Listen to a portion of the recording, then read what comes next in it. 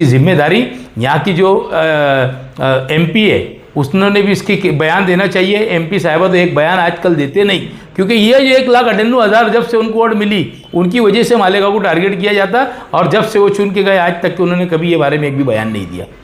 MP की है, जो जितना लीडर ज़्यादा बोलेगा उसका उतना प्रमोशन होता। आप देख रहे हैं कि गुज़िश्ता 3 महीना पहले नीतीश राणे साहब जो है उन्होंने आके मालेगांव के लोगों को, मुसलमानों को कम ज़्यादा बोले इधर उधर, यानी इनको चार्ज है ये मुसलमानों के खिलाफ बोलो और अपनी बढ़तरी लो। इनको अभी ये कम ज़्यादा बोले उनको कैबिनेट मंत्री बना दिया गया।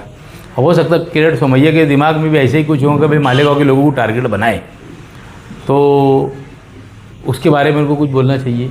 ये जब से 1,98,000 वोट सोबत आई बच्चों को मिली मालेगांव से, इन्होंने मालेगांव को टारगेट कर लिया। और ये जो बात करते हैं वोट जहाद की ये वो, अरे भाई 1,98,000 अगर जब वोट मिली थी, आज तो 8,000 वोट मिली कांग्रेस के उम्मीदवार को, तो कहाँ कौन सा ये है।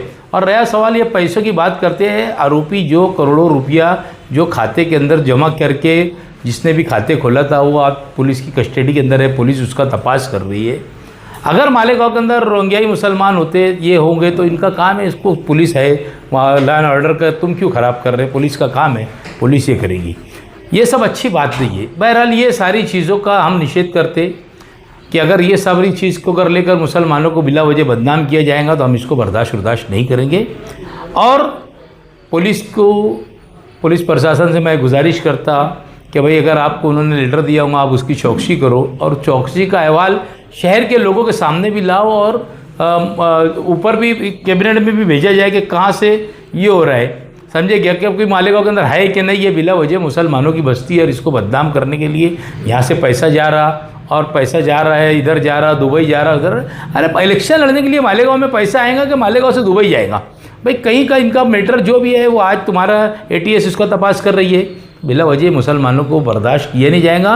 वो बोबड़े ने अपनी ज़बान संभाल को रखना चाहिए। ये बोबड़े साले जो भी है ना, ऐसी ज़बान वाले ज़्यादा हो ही रहते, मैं देखा, समझे क्या।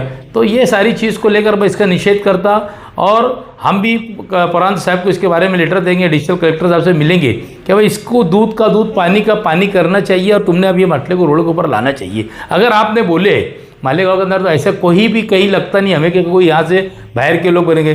12 बाय 25 के प्लाट गवर्नमेंट ने क्यों, गवर्नमेंट सरकार तुम्हारी थी पीछे, और अभी फिर सरकार ने निर्णय लिया है क्या गुंटेवारी ज़मीन को ये करने का।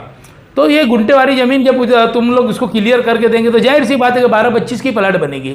सरकार तुम्हारी एक तरफ तुम गुंटेवारी को रेगुलाइज करने का बोलती है, और दूसरी तरफ तुम्हारे आके लोग यहाँ पर तुम्हारे चमचे बमचे यहाँ चिल्लाते हैं कि भाई 12 बाय 25 के प्लाट यहाँ बिकते हैं, यहाँ पर ऐसा है, यहाँ झोपड़पट्टी ऐसी है। तो तुम्हारी सरकार ने नहीं करना चाहिए, गुंटेवारी की ज़मीन को रेगुलाइज नहीं करना चाहिए। तो ये सारी चीज़ का हम निषेध करते हैं, और हम एडिशनल कलेक्टर साहब से जल्द मुलाकात करेंगे ये बारे में कि दूध का दूध पानी का पानी होना चाहिए। मालेगांव शहर के अंदर यहाँ पर यूपी से आए हुए लोग हैं जिनके खानदान से खानदान यहाँ बसी हुई है। कोई लोग यहाँ से खानदेश से आए हैं, कोई मराठवाड़ा से आए हुए है ना, कोई विदर्भ से आए हैं। तो यहाँ पर ऐसे लोग रहते हैं जिनकी खानदान से खानदान आ रही है, उनके लोग हैं ना। जैसे मैं रहने वाला हूँ खानदेश का हूँ, मेरे वालिद 40 गाँव से यहाँ पर आए थे, तो हमारा यहाँ पर पूरा ख़ानदान है ना, और हम लोग बाजू से शहर के रहने वाले।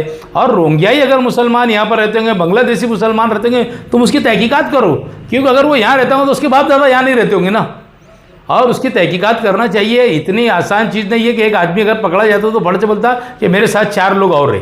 अभी जो भी 3-4 धुलिया के अंदर जो लोग पकड़े गए, ये जो भी है, ये लोग आते हैं, ये काम के लिए आते हैं यहाँ पर, अपने काम के लिए कहीं काम करते हैं। इनकी तो हमेशा जब अखबार की रिपोर्ट पढ़ो तो पुलिस के पास यही सवाल का जवाब उनका रहता कि भाई हम लोग गुर्बत की वजह से यहाँ पर आए, गरीबी हमारे शहर में, इसके लिए हम लोग यहाँ पर आकर और रोटी रोजी कर रहे।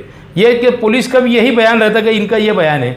तो अब ये लोगों का काम है कि इसको चेक करना चाहिए, डिपार्टमेंट है बाहर, इन्होंने लॉ एंड ऑर्डर का मसला ख़राब करना नहीं चाहिए। और ये पूरे मुसलमानों को जो बदनाम करने की इनकी साजिश है, इसके ऊपर इन्होंने दूरअंदेशी से काम लेना चाहिए कि जो आता है मालेगांव के अंदर आके मुसलमानों को कम ज़्यादा बोल के चले जाता, इसकी जिम्मेदारी यहाँ की जो MP है उसने भी इसकी बयान देना चाहिए। MP साहिबा तो एक बयान आजकल देते नहीं, क्योंकि ये जो 1,98,000 जब से उनको वोट मिली उनकी वजह से मालेगांव को टारगेट किया जाता, और जब से वो चुन के गए आज तक उन्होंने कभी ये बारे में एक भी बयान नहीं दिया।